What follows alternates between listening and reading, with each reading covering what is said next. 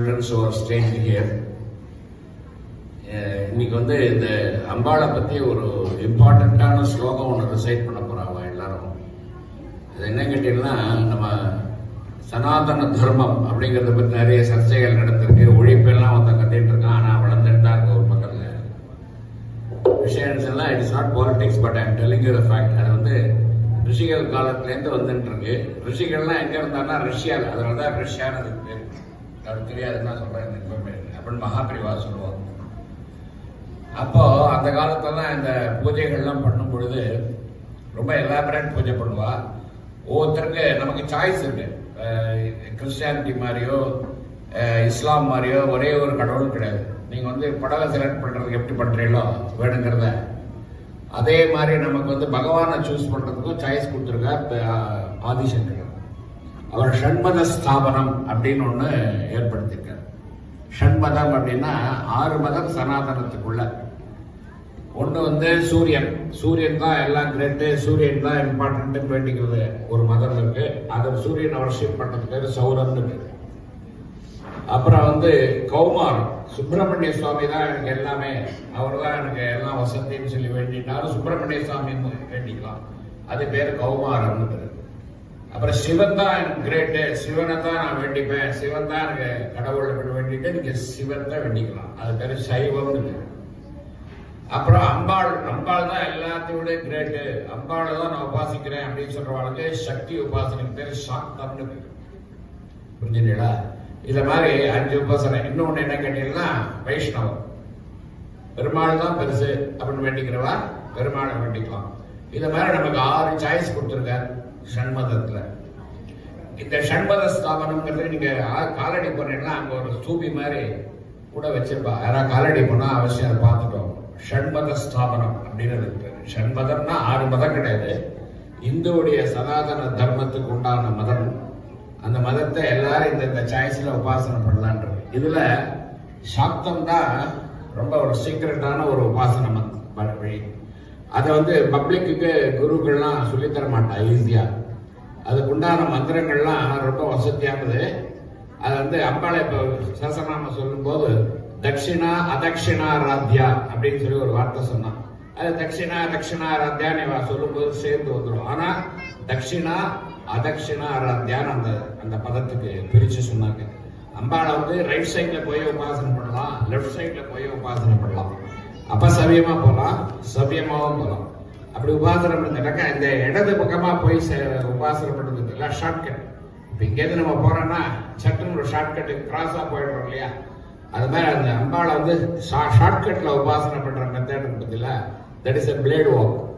அதுல வந்து நம்ம அந்த வழியில போனோம்னா நிறைய நம்ம எதெல்லாம் எந்த வஸ்துக்கெல்லாம் நம்ம வானான்னு சொல்றோமோ அதெல்லாம் வந்து அங்கீகரிக்கப்படும். அதை வந்து நம்ம வந்து உபாசனை வழியா அந்த மாதிரி போறதுனால இந்த குரு வந்து இந்த மந்திரத்தெல்லாம் யாருக்கும் உபாசனை பண்ண மாட்டாங்க.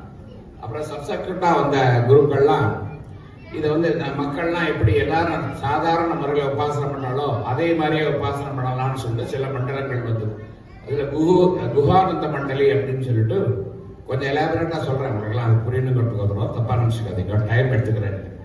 அந்த குஹானந்த மண்டலிய ஒரு குரு இருந்தார். அவர் வந்து சாதாரணமா நம்ம யூஸ் பண்ற பால் தேன் இதெல்லாம் வச்சு பூஜை பண்றோமோ அதே மாதிரி பூஜையை அவர் ஏற்பாடு பண்ணி நிறைய மக்களை சேர்த்து வச்சார். ஆனா இப்ப பரமேஸ்வரனுக்கு இருக்கிற நமசிவாயான்ற மூலமந்திரம், கார்த்தால இங்க பிள்ளையாருக்கு பூஜை பண்ண 28 மூலமந்திரம், ஓம் ஹ்ரீம் ஸ்ரீம் ஹ்ரீம் க்ளீம் க்ளௌம் கம் கணபதியே வரவரத சர்வஜனமே வசமானய ஸ்வாஹா அப்படின்னு சொல்ல 28 மூலமந்திரம், 28 அக்ஷரம் கொண்ட மூலமந்திரத்துல பிள்ளையாருக்கு. அது மாதிரி ஒவ்வொரு சுவாமிக்கும் ஒரு மூல மந்திரம் இருக்கு. அம்பாளுக்கு அது மாதிரி பஞ்சதசி அப்படின்னு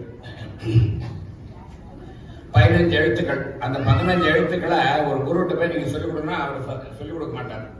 ஏன்னா அதுக்கு வந்து இந்த பூஜையெல்லாம் பண்றதுக்கு அவளுக்கு அருகதை இருக்கா அப்படின்னு பார்க்கறதுக்கு அப்புறம் முதல்ல 3 எழுத்து சொல்லி தருவா. ஐம் கிளீம் சௌ அப்படின்னு சொல்லுவார், பேர் பாலேன்னு பேரு. அதை ஒரு நன்னா ஒரு போட்டேன், எனக்கு ரொம்ப சித்தி ஆயிடுச்சு, எனக்கு ரொம்ப பக்தி ஆயிடுச்சுன்னு சொன்னா அப்புறம் அவர்கிட்ட போனா சௌக்லி மைண்ட் அப்படின்னு ரிவர்ஸ்ல ஒன்று சொல்லி தருவார்.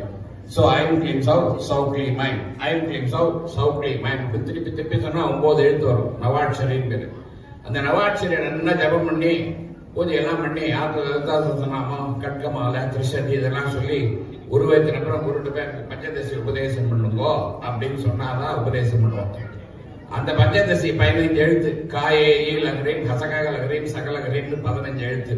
அந்த 15 எழுத்தை உபாசனை பண்றதுக்கு இவ்வளவு கஷ்டப்படணும் அந்த மந்திரத்தை வாங்கிக்கிறதுக்கு. ஏன்னா அவ்வளவு வசதியானது.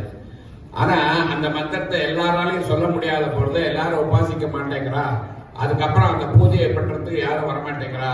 அது ரொம்ப சீக்கிரட்டாவே வச்சு வச்சு அழுகி போயிட்டு இருக்கு இந்த பூஜை. அதனால மகாபரிவா என்ன பண்ணார், மகாபரிவால ஆதிசங்கரர் என்ன பண்ணார், அந்த மந்திரத்தை பூடகமா சீக்கிரட்டா ஒரு ஸ்லோகத்தை எம்பெட் பண்ணி அது மூலமா ஒரு எழுத்துக்கும் ஒரு ஸ்லோகத்தை பண்ணி அதுல 16 விதமான உபச்சாரங்கள் சுவாமி கொண்டராஜ் ஆச்சமனம் ஆசமனம் ஆசனம் ஆச்சமனம் பாத்தியம் இந்த மாதிரிலாம் கொடுத்துன்னு வரும்போது பூஜையில அது அத்தனையும் இந்த 15 எழுத்துக்குள்ள அடக்கி ஒரு ஸ்லோகத்தை ஏற்பாடு பண்ணியிருக்காரு. அந்த ஸ்லோகத்துக்கு பேரு மாத்திருக்கா புஷ்பமாலான்னு பேரு. முதல் ஸ்லோகத்திலேருந்து 15 எழுத்துக்கும் ஒரு ஸ்லோகம். கால ஆரம்பிச்ச ஏ இ ஒன்னொன்னுக்கும் ஒரு ஸ்லோகம். அதை வாழ்க்கை அந்த சீக்கிரட்டான ஸ்லோகத்தை சொல்லி கொடுத்துருக்கேன். அதை எல்லாரும் ஈஸியா கத்துக்கலாம். கத்துக்கிறது ஒன்றும் கஷ்டம் கிடையாது. யூடியூப்ல இருக்கு. நானே ரெக்கார்டிங் எல்லாம் கொடுத்துருக்கேன், பார்த்துக்கலாம் நீங்க. இந்த ஸ்லோகத்தை இவாளுக்கு ஏன் சொல்லி கொடுத்தேன்னா ரொம்ப கஷ்டமா இருக்கேன் மாமா என்னால சொல்லிக்க முடியாது. ஆனா இவ்வளோ பிரில்லியன்ட் ஸ்டூடெண்ட்ஸ். அந்த அம்பாளுக்கு வந்து இந்த கௌசும்ப வர்ணம் தான் பிடிக்கும் அப்படின்னு நான் சொன்னேன். கௌசும்பம்னா மஸ்டர்ட் கலர். நீங்க எல்லாம் பாருங்க, என்ன கேட்காதே மஸ்டர்ட்ல வந்துருக்கான். 9 அம்பாளுக்கு உட்காந்துருக்கான். அந்த அந்த மஸ்டர்ட் எல்லாம் மஸ்டர்ட்ல வந்துருக்கிறதுனால அவ ரொம்ப சின்சியராகவும் பக்தியாகவும் கத்துட்ட இந்த ஸ்லோகத்தை அவ அவங்களுக்கு பிள்ளையார் முதல்ல வேண்டிட்டு சொல்லி காமிப்பா. அதுல என்ன கேட்டீங்கன்னா முதல்ல சுவாமிக்கு ஆசனம் கொடுக்கறது. ஏன்னா மணித்வீபம்னு ஒரு இடம், அங்க வந்து நிறைய 1000 கால் மண்டபம் ஒண்ணு இருக்கு. அதுல 1000 தூண் இருக்கு. 1000 தூணும் ரத்தனம் பதிச்சிருக்கு. அந்த இடத்துல தங்க சிம்மாசனம் இருக்கு. அதுக்கு விமானங்கள் இருக்கு. அந்த மாதிரி ஒரு பெரிய மண்டபத்துல உன்னை உட்கார வைக்கிறேன் அப்படின்னு முதல் ஸ்லோகம். அடுத்த ஸ்லோகத்துல எப்படி இருக்க அம்பாள் தியானம் பண்ணணும். பாலார்க்கம்னா உதயசூரியன். உதயசூரியன் எல்லாரும் கண்ணால பார்க்க முடியும். பெரிய உச்சந்தர சூரியனை போய் பார்க்க முடியாது. இப்படி பார்த்தா கண்ணு கூசும். ஆனா உதயசூரியன் எல்லாரும் பார்த்து என்ஜாய் பண்ணுவாங்க. அது மாதிரி பாலார்க்கம்னா அர்க்கன்னா சூரியன் பேரு. பாலார்க்கம்னா சின்ன குழந்தைகள். சூரியன் சின்ன குழந்தையா இருந்தா எவ்வளவு ரசிக்கிறோமோ அந்த மாதிரி தேஜஸோட அம்பாள் உட்கார தியானம் பண்றது. அதுக்கப்புறம் சிவனையே படுக்கையா போட்டு அந்த ஆசனத்தை உட்கார வைக்கிறது. அந்த சிம்மாசனத்தை சிவனையே படுக்கையா போட்டு சிவனுக்கே ஆசனம் கொடுக்கிறது. அதுக்கப்புறம் நிறைய தீர்த்தத்துல நிறைய வசதியான குங்குமப்பூ அது இது எல்லாம் போட்ட இதை வச்சுட்டு சீர்த்தத்தை வச்சுட்டு மந்திரங்களால ருத்ரம் சமகம் புருஷ சுத்தம் இது மாதிரி மந்திரங்களால சொல்லப்பட்ட கங்கா ஜலம் எல்லாம் இருக்கிறத வச்சுட்டு தீர்த்தம் வச்சு ஸ்நானம் பண்ணி வைக்கிறது. அதுக்கப்புறம் வசதியான டிஷ்யூ சாரீஸ் போட்டு அதுல தங்கத்தை பதிச்சு தங்கத்திலேருந்து மேராக்கள் எல்லாம் ரத்தனத்தை பதிச்சு அதை உத்தரியமா போட்டு அந்த மாதிரி ஒரு மஞ்சள் கலர்ல ஒரு சாரியை கொடுக்கறது. அதுக்கப்புறம் உடம்பெல்லாம் இல்லாத என்னென்ன ஆபரணம் உண்டோ எல்லாம் போட்டு இடுப்புல ஒட்டியாடணும். நாக்கு மூக்கு சூடாமணி மேல சொல்லுவாள் லேடிஸ் கொடுக்குற வங்கி இது எல்லாம் போட்டு அம்பாளை சொகுசு பண்ணி அலங்கரிக்கிறது. அதுக்கப்புறம் விதவிதமான பூக்களை வச்சு மல்லி ஒரு ஜாதி இந்த மாதிரி என்னென்ன பூ இருக்கோ அத்தனை வச்சு அர்ச்சனை பண்றது. அப்புறம் தூபம் கொடுக்கறது. தூபம் வந்து எப்படி தசாங்கம் கொடுக்கறது, குங்குலியம் இருக்கு அதெல்லாம் கொடுத்து அம்பாலோட கூந்தல் ஆனது குளிச்சு வந்தோன்னே ஈரமா இருக்குன்னு அதுக்கு தூபம் போட்டு அதை ஆத்தி விடணும். இதெல்லாம் நம்ம பண்ற உபச்சாரம். மனசால காசால பண்றதுக்கு ஒரு கோடீஸ்வரோட முடியாது. அதுக்கப்புறம் தங்க பதுமைகள் இருக்கிற தங்க பதுமைகள் கையில விளக்கேற்று பார்த்துருக்கீங்களா, பாவை விளக்கு. அது அத்தனையும் தங்கத்தை பண்ணி ஹாட்டகம்னா தங்க தங்கத்தை பண்ணின விளக்கு பாவைகள்ல கையில விளக்க வச்சு அதுக்கு திரிய போட்டு அது நிறைய நெய்யை விட்டு உனக்கு தீபம் காட்டுறேன் அப்படின்னு சொல்றது. அங்க 1000 ஸ்தம்பம் இருக்குன்னு சொன்னேன் இல்லையா, ரத்ன ஸ்தம்பம். அதுல வந்து ஓன்லி மாலா விளக்குன்னு கோயில பார்த்துருக்கு. அதுல வந்து நெய்யை விட்டு அதுல திரி போட்டு அந்த ரத்னத்துல வந்து ரிஃப்ளெக்ட் ஆகும் சகப்பா. அது அம்பாள் மூஞ்சில் வந்தா எவ்வளவு அழகா இருக்கும்னு ரசிச்சு பார்ப்பாரு. அப்புறம் தங்க பாத்திரத்துல மாணிக்கங்கள்லாம் பதிச்ச பாத்திரத்துல விதவிதமான சித்திராண்ணங்கள் கலர் கலரா சாதம், தேங்காய் சாதம், பயிர் சாதம், புளியஞ்சாதம், அப்புறம் வந்து காரணத்தில் ஒவ்வொன்று ஒரு கலர் இருக்கு இல்லையா, இது எல்லாத்தையும் பெரிய தங்க பாத்திரத்தை மாணிக்கம் பதிச்சு அதுல கொடுக்குறது. அப்புறம் வெத்தலை பாக்கு கொடுக்கறது. வெத்தலை பாக்குங்கிறது கேத்தக்கின்னா அது என்ன தாழம்பூ. தாழம்பூ மாதிரி இலசான வெத்தலை. அதுக்கு வந்து முத்த பொடி பண்ணி சுண்ணாம்புக்கு பதிலாக ஒரு பொட்டியில அப்புறம் பாத்திரம் போக்குவரத்தெல்லாம் வச்சு இதை நீ வெத்தலையா போட்டு போங்க. அப்புறம் ரங்கோலி கோலம் போட்ட முத்துக்களான கோலத்து நடுவில் கற்பூரத்தை வச்சு தீபாராதனை காட்டுறது. அதுக்கப்புறம் லக்ஷ்மியை வந்து லட்சம் முத்துக்கள் சோர்ந்த கொடிய கொடையை கொண்டு லக்ஷ்மியை கொடை பிடிக்க சொல்றோம். பாரதிய வீணை வாசிக்க வீணையை வாசிச்சு கச்சேரி டான்ஸ் எல்லாம் நடக்கிறது பார்க்கணும். இந்த மாதிரி உபச்சாரங்கள் முடிச்சப்புறம் கடைசியில சொல்றார், இந்த ஹ்ரீம் காரமா ஒரு எழுத்துக்கு நடுவில் இருக்கிறவனோட வந்து உபாசனை பண்ணது எனக்கு சக்தி கிடையாது, எனக்கு ரொம்ப டீப்பாலாம் செய்ய தெரியாது, இது மாதிரி மானசீகமா இது உண்டுதான் எனக்கு பண்ண தெரியும், நீ இந்த இதை ஏத்துக்கோ, எல்லாரோடையும் தினமும் பேசுறேனே அதெல்லாம் ஸ்லோகமா எடுத்துக்கோ, படுத்துன்னு தூங்குற மத்தியா சமாதி மாதிரி அதெல்லாம் தியானமா எடுத்துக்கோ, நடக்கிறதெல்லாம் பிரதட்சணமா எடுத்துக்கோ, இவ்வளவுதான் என்னால செய்ய முடியும் தாயே, எனக்கு நீ வந்து எல்லாருக்கும் கொடுக்குற கடாட்சத்தை எனக்கு கொடு அப்படின்னு சொல்லிட்டு ஒன்றும் இல்லாத காசு இல்லாதவங்க கூட இந்த மந்திரத்தை சொல்லி இந்த ஸ்லோகத்தை சொல்லி அம்பாளை திருஷ்டியா நம்ம மனசால நினைச்சிருந்து வசத்தியா இவ்வளவு இப்படி ஒரு பூஜையை பண்ண முடியுது இந்த ஸ்லோகம். Let them start. I wish them all the best and I wish all the listeners also all the best. Thank you all.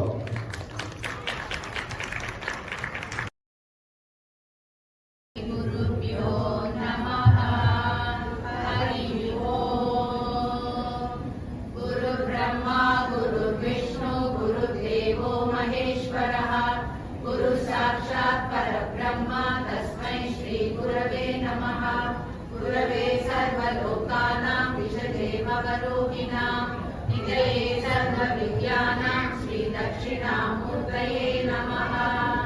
सुमुखश्च एकदन्तश्च कपिलो गजकर्णकः लम्बोदरश्च विकटो विघ्नराजो विनायकः धूमकेतुर्गणाध्यक्ष बालचन्द्रो गजाननः वक्रतुण्डशूर्पकर्णो हेरम्बस्कन्दपूर्वजः षोडशैतानि नामानि यत्पठे शृणुयादपि विद्यारम्भे विभागे च प्रवेशे निर्गमे तथा सङ्ग्रामे सर्वकार्येषु विघ्नस्तस्य न जायते। ॐ बीजापूरगतेषु पारुङ्गजा शक्राब्ज पाशोत्कल वीर्यग्रस्तविचारणरत्नकलश प्रोद्यत्कराम्बोरुगः तेयो वल्लभया सपद्मकरया सृष्टोज्ज्वलभूषया विश्वोत्पत्ति संस्कृतकरो विघ्नेश विश्रान्ततः।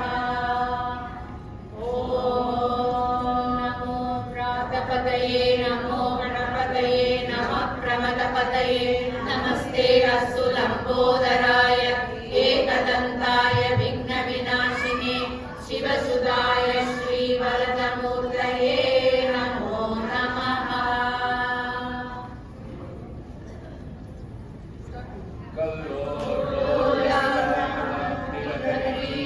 मध्ये विराजन्मणिग्रीवे कल्पका